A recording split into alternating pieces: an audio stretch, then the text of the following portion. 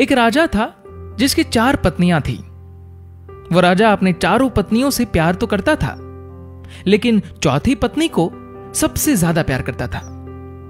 हमेशा उसके लिए कुछ उपहार लाता, उसकी खुशी का पूरा ध्यान रखता, महंगे महंगे तोहफे देते रहता। साम्राज्य में सबसे बेहतरीन चीजें वो उस चौथी पत्नी को दे दिया करता था। उसी राजा की तीसरी पत्नी बहुत खूबसूरत थी, इसलिए वो उसका इस्तेमाल करके पड़ोस के राज्यों में दिखावा करता। वो उससे सिर्फ इसलिए प्यार करता था क्योंकि उसकी मदद से वो पड़ोस के राज्यों के राजाओं को जलाता रहता था। उसी राजा की जो दूसरी नंबर की पत्नी थी, वो बहुत अच्छी थी, शांत स्वभाव वाली थी और गुणों से संपूर्ण थी। जब भी राजा को अपने राज्य में कोई बड़ी समस्या का सामना करना पड़ता था या कोई बड़ी मुसीबत में होता और उसे फैसले लेने में दिक्कत होती, तब वो राजा दूसरी नंबर की पत्नी के पास जाता और वो इतनी बुद्धिमान थी कि बहुत आसानी से राजा की बड़ी से बड़ी समस्या का हल बताकर राजा को खुश कर देती। अब राजा की जो पहले नंबर की पत्नी थी, वो बहुत वफादार, बहुत ही ईमानदार थी।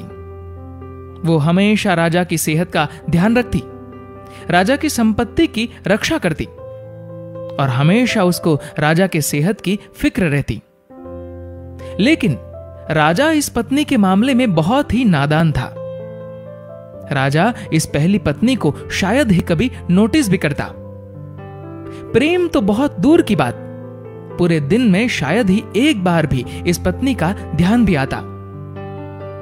एक दिन राजा बीमार पड़ गया, इतना बीमार कि उसे यह एहसास हो गया था कि वो अब हमेशा के लिए इस दुनिया से विदा होने वाला है। उसे भनक लग गई थी कि किसी भी वक्त उसकी मृत्यु हो सकती है। उसके मन में यह ख्याल आया कि अभी जीवित अवस्था में तो उसके पास 4 पत्नियां हैं, लेकिन मरने के बाद तो एकदम अकेला हो जाएगा। उसने अपने चौथे नंबर की पत्नी को बुलाया और पूछा कि मैंने तुम्हें सबसे ज्यादा प्यार दिया, अब मैं मरने वाला हूं, तो क्या तुम मेरे साथ आ सकती हो और मृत्यु के बाद भी मेरे साथ रह सकती हो? चौथी पत्नी बिना एक भी शब्द बोले राजा से दूर चली गई। राजा को उसका यह रूप देखकर बहुत दुख हुआ। उसने अब सोचा कि वक्त बर्बाद करने से कोई मतलब नहीं है, इसलिए जल्दी से उसने अपनी तीसरी पत्नी को बुलाया और वही सवाल दोहराया कि क्या तुम मेरे साथ मर सकती हो और मृत्यु के बाद तुम मेरे साथ रह सकती हो? तीसरी पत्नी ने भी सीधा मना कर दिया, ये कहकर कि जिंदगी बहुत अच्छी है और तुम्हारे मरने के बाद मैं किसी और से शादी कर लूंगी। जब ये शब्द तीसरी पत्नी से सुने तो राजा का हृदय एकदम से टूट गया। अब बिना देर किए उसने अपनी दूसरी पत्नी को बुलाया और वही सवाल दोहराया। राजा ने सोचा, अभी तक हर समस्या का समाधान इस दूसरी पत्नी ने किया है, तो इसका भी हल उसके पास जरूर होगा। लेकिन राजा को इस बार भी निराशा ही हाथ लगी। इस पत्नी ने कह दिया कि माफ करना, क्योंकि इस बार मैं आपकी कोई मदद नहीं कर सकती। राजा पूरी तरह से टूट गया। फिर बाहर से एक आवाज आई कि मैं तुम्हारे साथ चलूंगी, चाहे तुम जहां भी जाओ मैं साथ दूंगी। राजा ने आंखों में आंसुओं के साथ नजरें उठाई और देखा तो ये पहली पत्नी थी। ये पहली पत्नी बहुत बीमार और दुखी दिख रही थी। राजा ने कहा, शायद मुझे तुम्हारी देखभाल ठीक से करनी चाहिए थी, मैंने तुम्हारा ध्यान नहीं रखा। जिंदगी का सच यही है, हम सबकी भी 4 पत्नियां हैं। चौथी पत्नी है हमारा शरीर।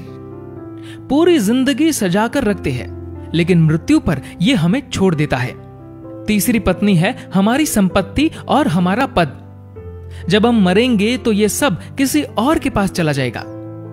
दूसरी पत्नी है हमारा परिवार, हमारे दोस्त, हमारे रिश्तेदार। चाहे वो हमसे कितना भी प्यार क्यों ना करते हो, लेकिन मृत्यु पर वो सिर्फ श्मशान तक साथ देंगे। और अंत में हमारी पहली पत्नी है हमारी आत्मा। शरीर, संपत्ति, सुख सुविधा में हमेशा हम हमारी आत्मा को भूल जाते हैं, लेकिन जीवन का कड़वा सच यही है कि सिर्फ और सिर्फ हमारी आत्मा ही हमारे साथ रहेगी।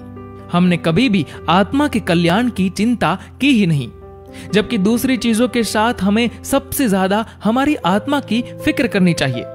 अभी वक्त है, अपने आत्मा के लिए समय निकालिए और आत्मा के कल्याण का प्रयास कीजिए, क्योंकि सिर्फ यही आत्मा है जो हमेशा हमारे साथ रहेगी। दोस्तों, इस कहानी को लेकर आपकी क्या राय है, नीचे कमेंट करके जरूर बताएगा। और अगर आपको ये वीडियो अच्छा लगा हो तो इस वीडियो को लाइक करेगा और शेयर करेगा। और ऐसे ही इंस्पिरेशनल स्टोरीज के लिए फॉलो करें हमारे फेसबुक पेज को और सब्सक्राइब करें हमारे यूट्यूब चैनल को। धन्यवाद।